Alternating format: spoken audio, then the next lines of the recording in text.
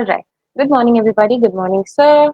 I and Shivangi will be presenting on the topic spiritual narcissism. When I came across this word for the first time was when I was delegated this workshop to conduct, and it has been pretty interesting to know a lot about this topic and quite relatable. Um, we being in a country like India with diverse population, with different religions, and about a lot of languages. So we'll be presenting on this topic. Pretty interesting. So let's move on to the next slide. Right. So what is spiritual narcissism? Um, Spiritual narcissists are individuals who use their spirituality or religious beliefs as a means of gaining power, control, and admiration from others. In simple terms, spiritual narcissism is what happens when a person mistakenly lets their spiritual or religious practice go to their head and think it makes them superior to others. A spiritual narcissist may seek validation and praise for their actions, might lack empathy, and isn't likely to take responsibility for their mistakes.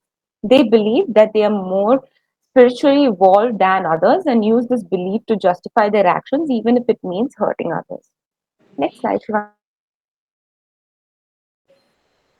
Thank you. There are certain characteristics that you can see in these people. So the first one, they act superior, like I said earlier. The whole concept of holier than thou is a common term for how a spiritual narcissist presents. That's because they believe they are more evolved than other people. They may look, down upon those who don't share their beliefs or level of spiritual understanding. The next one is criticism through the veil of spirituality. Spiritual narcissists may use their spiritual beliefs to criticize and tear down others who don't share their level of spiritual understanding or beliefs.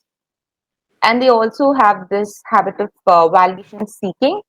Um, like other types of narcissists, spiritual narcissists also seek for their validation for their behavior. The difference is typically that they are seeking validation for their spiritual or religious practices or the acts they perform under the guise of those practices. This can also include seeking praise. Next one, Shivangi. Thank you. Right. So the use of religion or spirituality as a manipulative tool. Rather than keep their spiritual practices to themselves, they would go ahead and weaponize it to control or harm others. They may also include shame, humiliate people, or use their spiritual knowledge to exert power over others. The next one is grandiosity and self importance. Spiritual narcissists often exhibit grandiose beliefs about their own spiritual superiority or enlightenment.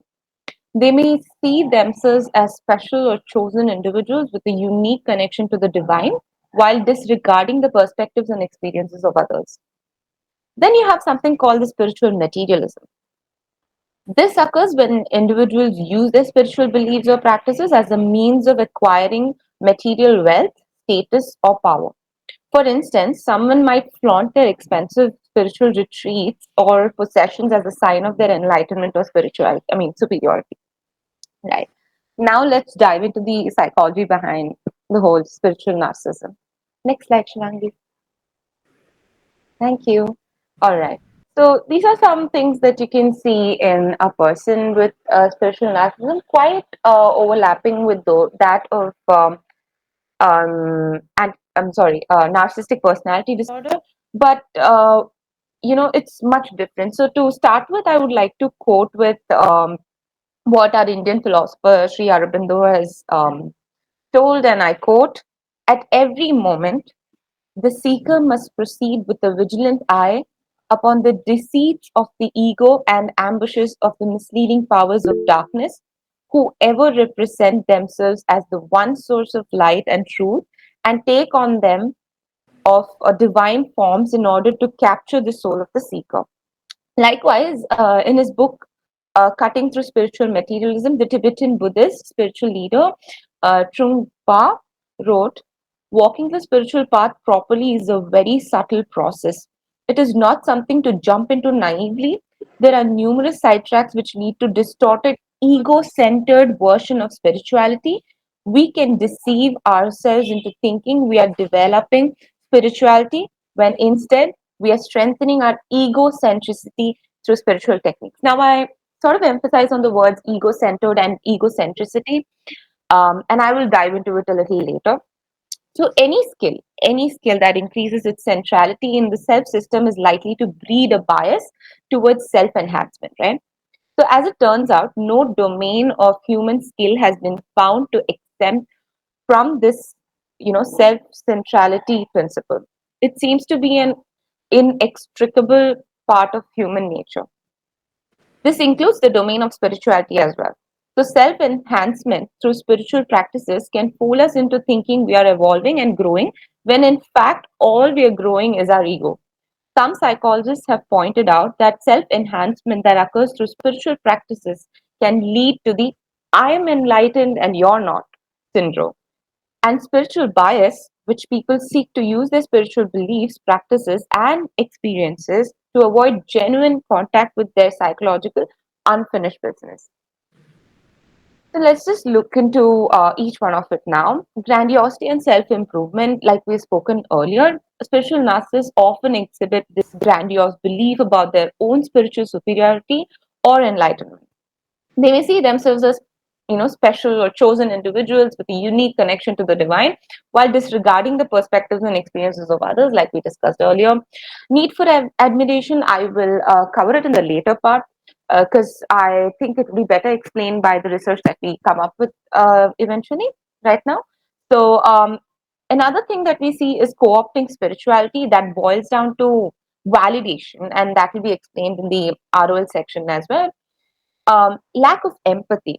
Despite all of this spiritual values like compassion, empathy, spiritual narcissists, they lack genuine empathy towards others.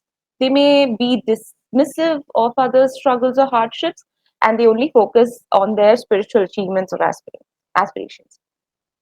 Now, there's something called spiritual bypassing.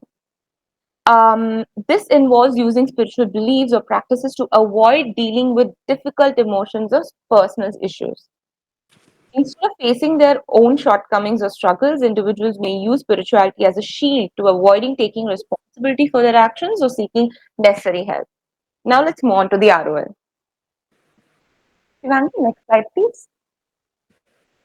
Thank you so much. So this is a very interesting research done by Rochin and colleagues. They conducted two experiments to explore the effects of yoga and meditation on self-enhancement and self-centrality. Centrality.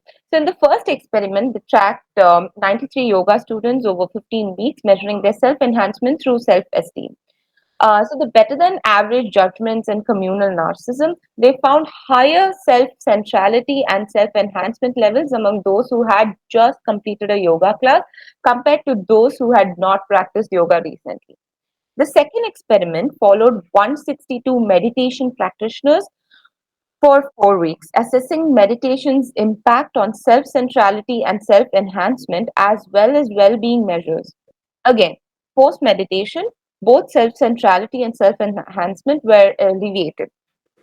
With increased self enhancement linked to higher well being, these studies focused on Western participants practicing Hatha Yoga and loving kindness meditation, suggested that mind body practices may enhance self focus and self esteem, challenging the notion that they reduce ego and self focus. The findings indicate that the well being benefits of these practices might derive from the boost in self related measures. Now, when I talk about self centrality, um, self centrality turns spirituality into a means of self promotion rather than self transformation.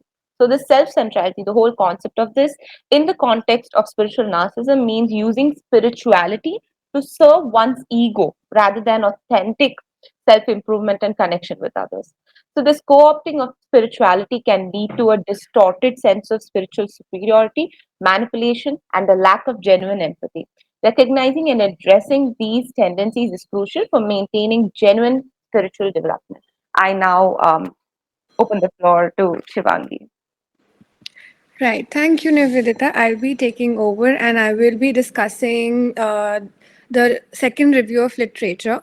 So, in a study conducted by Wunk and Weiser, it was found that spiritual practices can paradoxically boost feelings of superiority. Through three studies, which involved 3,700 plus participants, they demonstrated that spiritual superiority is related to self worth based on the spiritual achievements. Notably, those who were practicing energy healing methods like Reiki and chakra balancing, they exhibited higher spiritual superiority compared to mindfulness trainees. These individuals also showed supernatural confidence, and in conclusion, it was seen that self enhancement can hijack spiritual methods, serving the ego instead of transcending it. Now, moving on, we would also like to discuss effects on individuals, and we have divided it into three sections.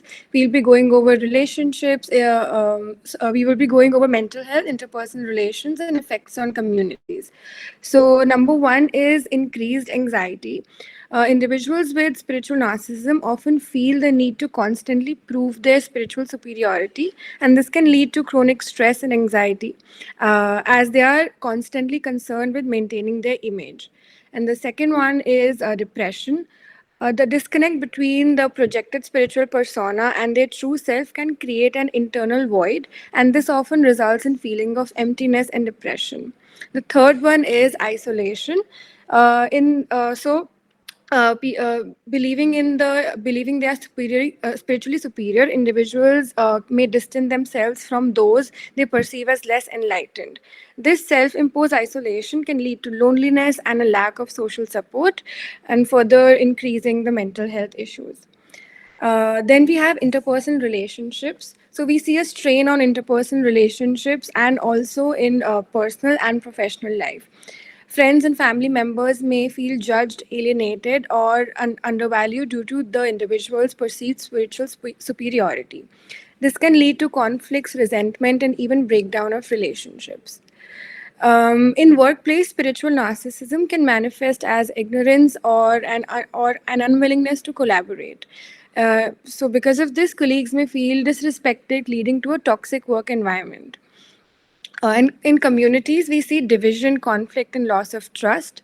Spiritual narcissists often create an us versus them mentality within communities. The behavior of spiritual narcissists can often cause significant conflicts within communities.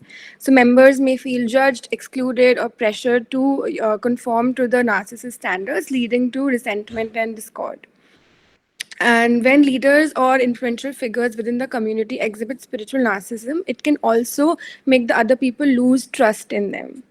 So, by recognizing these impacts, individuals and communities can take steps to address and mitigate the negative consequences of spiritual narcissism. And this will promote genuine self-aware. We can promote, encourage them to have genuine self-awareness and have inclusive practices that foster a more supportive and authentic spiritual environment. Now, when we talk about how does it look like? So, there is no specific diagnosis of spiritual narcissism in the International Classification of Diseases or the Diagnostic Statistical Manual of Mental Disorders. However, the concept can be related to narcissistic personality disorder, NPD, as described in the DSM 5. While the ICD-11 does not specifically label NPD as a distinct disorder, it allows clinicians to diagnose and describe personality disorder with narcissistic features.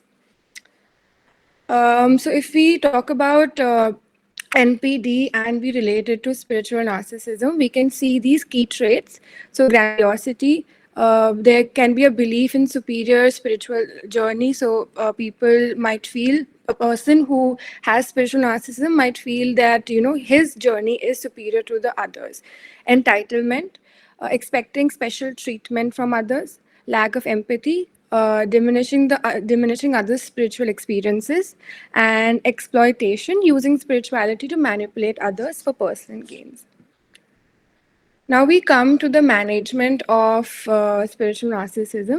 Helping a person with these traits can helping the person with these traits will help that person identify and understand the symptoms, and we can also encourage them to talk to a mental health professional so that he or she can better manage the symptoms. So first way could be psychotherapy, CBT, DBT, and psychodynamic therapy can help. CBT helps individuals recognize and modify narcissistic thoughts and behaviors. And through DBT, we can focus on building emotional regulation, interpersonal effectiveness, and we can also add elements of mindfulness. Psychodynamic therapy would explore underlying emotional conflicts and past experiences that contribute to narcissistic behaviors.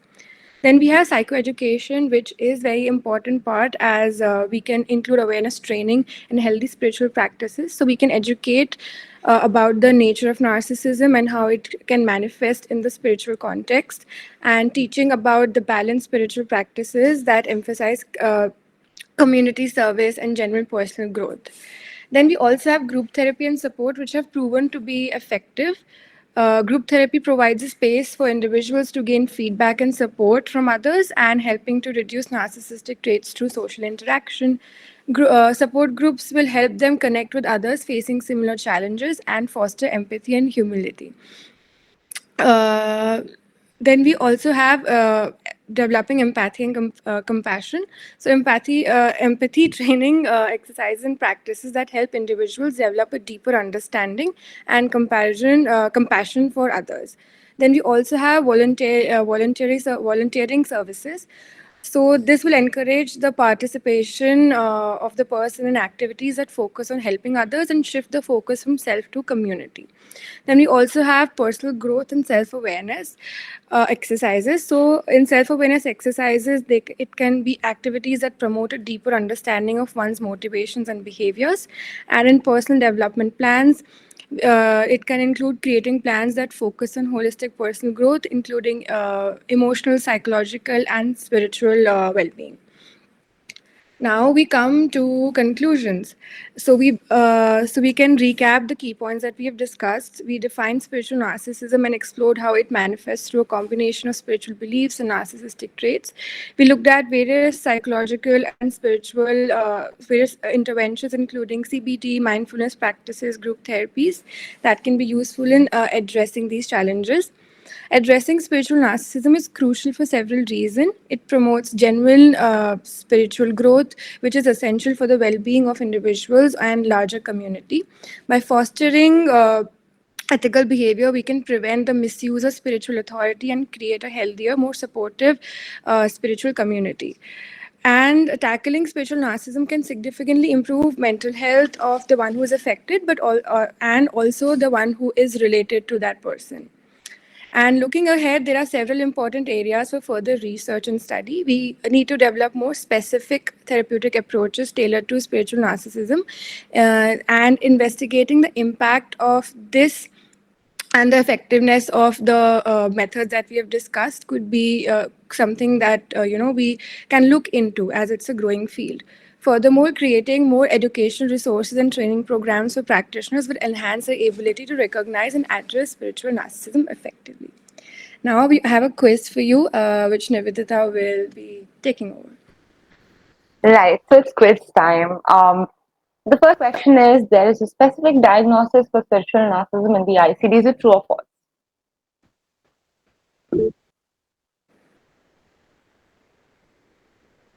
Right, so you all are right. It's false. We don't have a specific diagnosis for spiritual narcissism. Okay, so the next one is, what is spiritual narcissism? A disorder recognized in the DSM-5. The use of spiritual practices to enhance one's ego, a type of spiritual awakening.